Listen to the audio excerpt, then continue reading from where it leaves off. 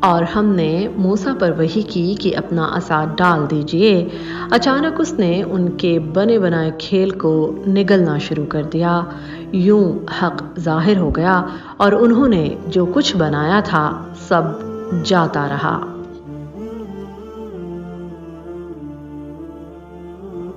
اب جادوگروں کی ساری تدبیریں باطل ہو کر رہ گئیں۔ اس واقعے کا جادوگروں کے دلوں پر ایک عجیب اثر ہوا۔ جادوگروں کو علم تھا کہ ان کے جادو کو توڑنا کوئی آسان کام نہیں۔ وہ جان گئے کہ یقیناً موسیٰ نے جو کچھ پیش کیا وہ جادو نہیں ہے، اس کے پیچھے کوئی الہی طاقت کار فرما ہے، اور یہ حق تھا جو صرف اللہ کی قدرت سے ظاہر ہوا۔ اللہ تعالیٰ نے جادوگروں کے دل سے غفلت کا پردہ ہٹا دیا اور ہدایت کی روشنی سے ان کے دلوں کو منور کر دیا۔ اس بارے میں سورہ طٰہٰ میں ارشاد ہے، جادوگر سجدے میں گر پڑے اور کہنے لگے ہم ہارون اور موسیٰ کے رب پر ایمان لے آئے۔ فرعون کی ساری امیدوں پر پانی پھر گیا، اس کے ارادے خاک میں مل گئے اور فرعون کی خدائی خطرے میں پڑ گئی۔ فرعون اپنی رہی سہی عزت بچانے کے لیے کہنے لگا، سورہ طٰہٰ میں ہے، یقیناً یہ تو تمہارا بڑا ہے جس نے تمہیں جادو سکھایا ہے۔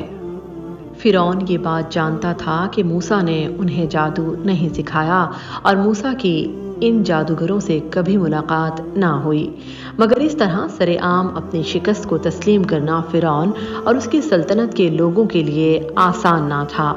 فرعون طیش میں آیا اور کہنے لگا، جیسا کہ سورہ طٰہٰ میں ارشاد ہے، تم اس پر اس سے پہلے ایمان لے آئے کہ میں تمہیں اجازت دوں۔ فرعون کا خیال تھا کہ موسیٰ کے رب پر ایمان لانے کے لیے ان جادوگروں کو فرعون سے اجازت لینا ضروری تھا۔ اس کے خیال میں یہ ایک ناقابل معافی جرم تھا، چنانچہ وہ ان جادوگروں کو دھمکیاں دینے پر اتر آیا اور کہنے لگا، جیسا کہ سورہ طٰہٰ میں ارشاد ہے، پس یقیناً میں ہر صورت تمہارے ہاتھ اور پاؤں مخالف سمت سے بری طرح کاٹوں گا، اور ضرور ہر صورت تمہیں کھجور کے تنوں پر بری طرح سولی دوں گا، اور یقیناً تم ضرور جان لوگے کہ ہم میں سے کون عذاب دینے میں زیادہ سخت اور زیادہ باقی رہنے والا ہے۔ مفسرین فرماتے ہیں کہ جب جادوگروں نے سجدہ کیا تو اس وقت ان کو جنت کے محل نظر آئے جو ان کے لیے سجائے گئے اور سنوارے جا رہے تھے۔ ان کے دل میں ایمان کی حقیقت اتر چکی تھی اور یہی وجہ تھی کہ انہوں نے فرعون کی دھمکیوں کا کوئی اثر نہ لیا۔ جادوگروں نے کہا، مزید سورہ طٰہٰ میں ارشاد ہے، انہوں نے کہا یہ ناممکن ہے کہ ہم تجھے ان دلیلوں پر ترجیح دیں جو ہمارے سامنے آ چکی ہیں۔ فرعون اور جادوگروں کی گفتگو کو قرآن کریم کی سورہ طٰہٰ میں یوں بیان کیا گیا ہے، قسم ہے اللہ کی جس نے ہمیں پیدا کیا، اب تو جو کچھ کرنے والا ہے کر گزر۔ اس بارے میں مزید ارشاد ہے، کوئی حرج نہیں، ہم تو اپنے رب کی طرف لوٹنے والے ہیں، اسی بنا پر کہ ہم سب سے پہلے ایمان والے بنے ہیں۔ ہمیں امید ہے کہ ہمارا رب ہماری سب خطائیں معاف فرما دے گا۔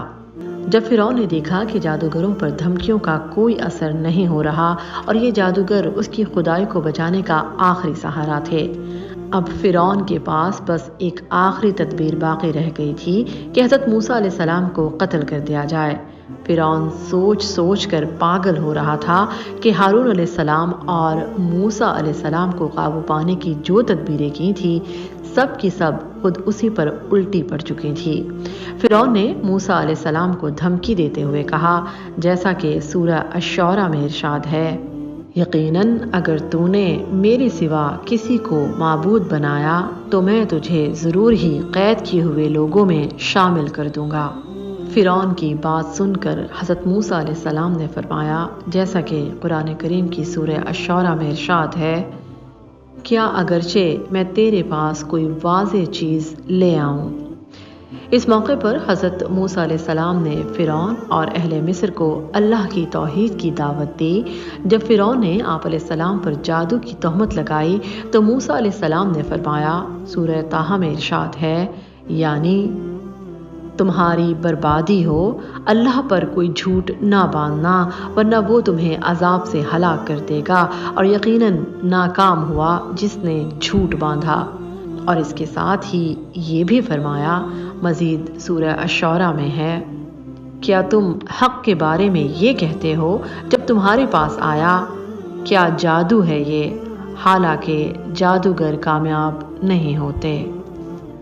اب بنی اسرائیل کی ایک جماعت حضرت موسیٰ علیہ السلام پر ایمان لے آئی۔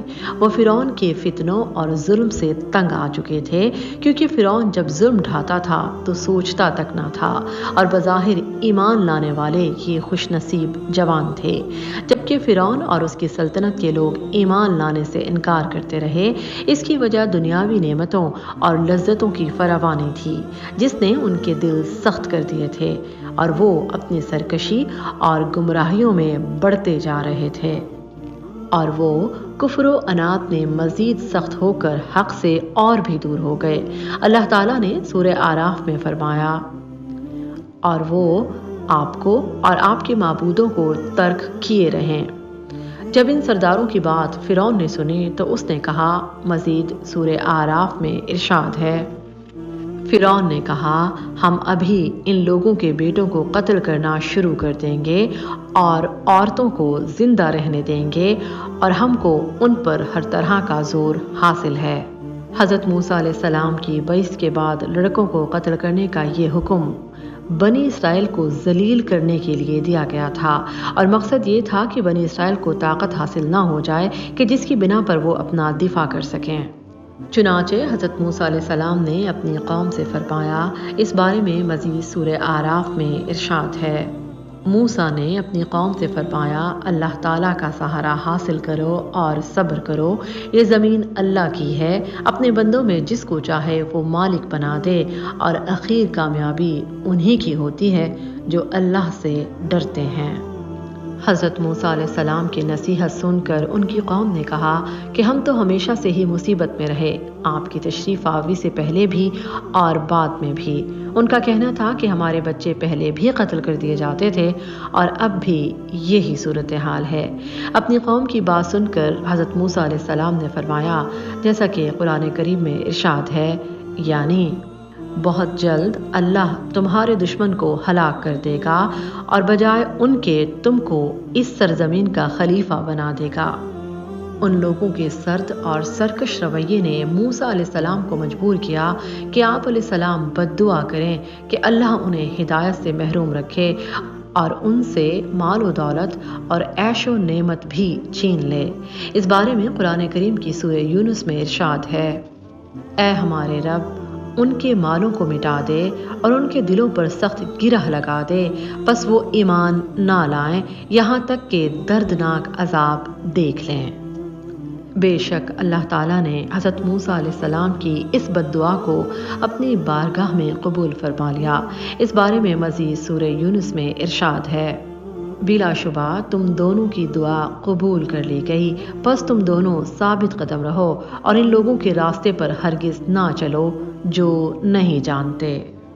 جب فرعون پر کوئی نصیحت کارگر ثابت نہ ہوئی تو اللہ تعالیٰ نے آپ علیہ السلام کو حکم دیا کہ آپ علیہ السلام مصر میں بنی اسرائیل کی عبادت کے لیے کچھ گھر بنائیں جن میں وہ نماز ادا کر سکیں۔ اس بارے میں قرآن کریم کی سورہ یونس میں ارشاد ہے، اور ہم نے موسیٰ اور اس کے بھائی کی طرف وحی کی کہ اپنی قوم کے لیے مصر میں کچھ گھروں کو ٹھکانہ مقرر کر لو اور اپنے گھروں کو قبلہ رخ بنا لو اور نماز قائم کرو۔ فرعون کو اپنی خدائی بچانے کے لیے اب ایک ہی راہ دکھائی دے رہی تھی کہ حضرت موسیٰ علیہ السلام کو قتل کر دیا جائے۔ چنانچہ اس مقصد کے لیے اس نے اپنے اہل دربار کو آپ علیہ السلام کے قتل کے خفیہ مشورے کے لیے جمع کیا۔ جب ان لوگوں میں یہ مشورے ہو رہے تھے تو اس وقت اس مجلس میں ایسا شخص موجود تھا جو یہ ساری کارروائی سن رہا تھا اور پوشیدہ طور پر ایمان لا چکا تھا۔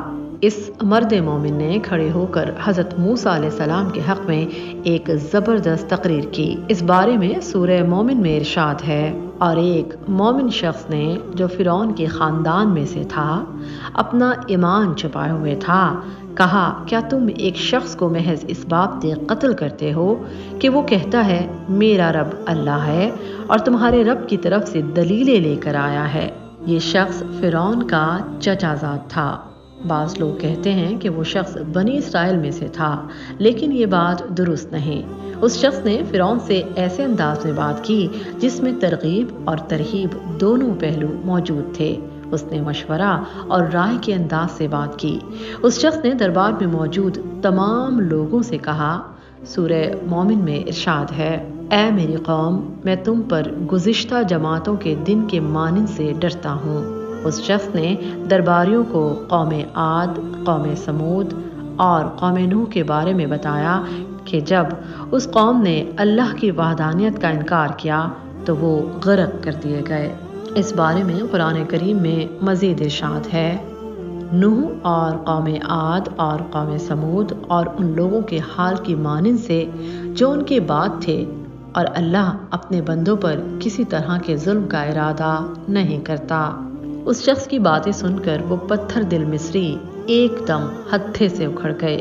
قوم فرعون نے اس مرد مومن کو بھی قتل کرنا چاہا، مگر اللہ نے اسے ان کے برے ارادوں سے بچا لیا۔ اس شخص کا انجام نیک، جبکہ قوم فرعون کی منزل جہنم کی آگ ٹھہری۔ حضرت موسیٰ علیہ السلام کی کہانی کا 7واں اور آخری حصہ بہت جلد ہمارے YouTube چینل پر نشر کیا جائے گا۔